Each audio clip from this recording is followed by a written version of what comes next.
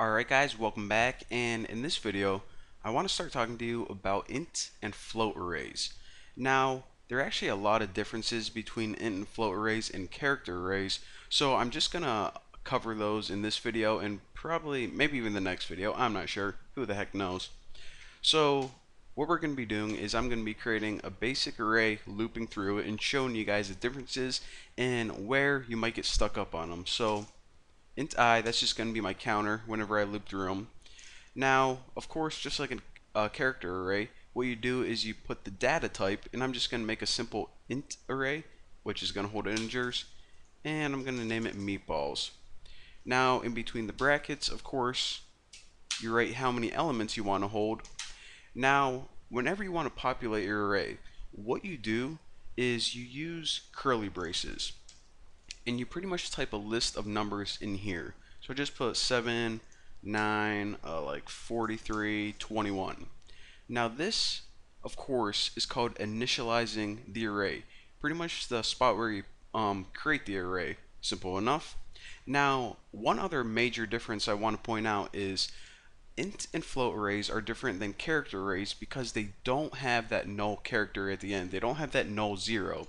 So that's more for the internal stuff, but you probably should remember that because it's going to come up later if you try to get the size of the array or anything like that, or you're looping through it and it doesn't seem quite right. So just remember, whenever you're working with numbers in an array, there is no null zero. That's just for strings and character arrays. So now let's go ahead and make a for loop so I can show you guys what up. And in 0, and I'll put I is less than 4 and I plus plus. And in a second I'll show you guys how to populate an array through a loop. It's kind of different than this line right here. But for now we'll just printf. And what can we do? We'll put like element %d, and then we'll put %d.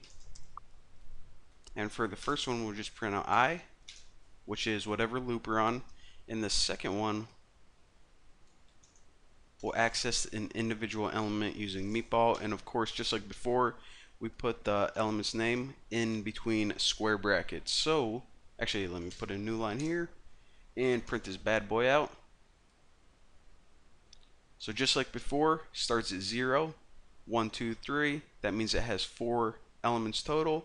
7, 9, 43, 21. And again, no 0 at the end. So I guess we have time for it in this tutorial. So now what I want to show you guys how to do is populate an array using a loop.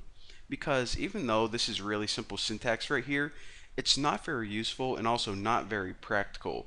Sometimes you're going to want to read through a database, or you're going to want to let the user enter a series of numbers through the keyboard. So I'll show you guys how to do that. So we can actually get rid of this right here, and let's make an array with 5 in it. That'll be a little bit better, a little bit more even for my ADD. Alright, so let's just go ahead and build a simple program where we let the user enter 5 numbers, we store it in an array, and we'll say we'll calculate the average or something. So we'll say that the user is going to enter how many meatballs they ate, and we'll calculate the average of, how that means you ate this many per day. Simple enough. So we got int I for our counter. Int meatballs is going to be how many they ate. And of course, whenever we're calculating average, we need total balls, which is going to hold the total amount. Just set that to 0 for now. Alright, so pretty much every single loop, we'll go ahead and give them prompts. Be like, how many meatballs did you eat on day %d? And kick that to a new line.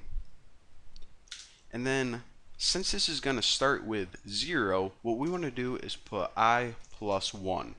And this isn't going to change the value of I, it's just going to display whatever the current value is plus 1. So it's perfect. It'll be better for the user to see what the heck is going on. So now let's give them an area where they can scan in a number that they entered. And of course we want to store this in meatballs. So ampersand and I Looking good.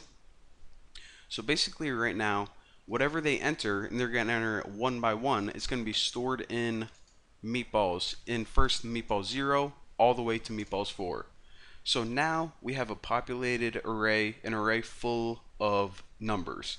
So the only thing we have to do now is loop through the same way we did before, but now we're going to use those numbers to calculate the average.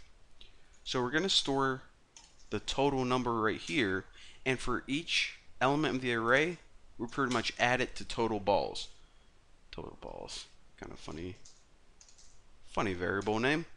Alright, so say we enter 1, 2, 3, 4, 5. It's going to add 1, then 2, then 3, then 4, then 5, until total balls now equals the total amount of balls.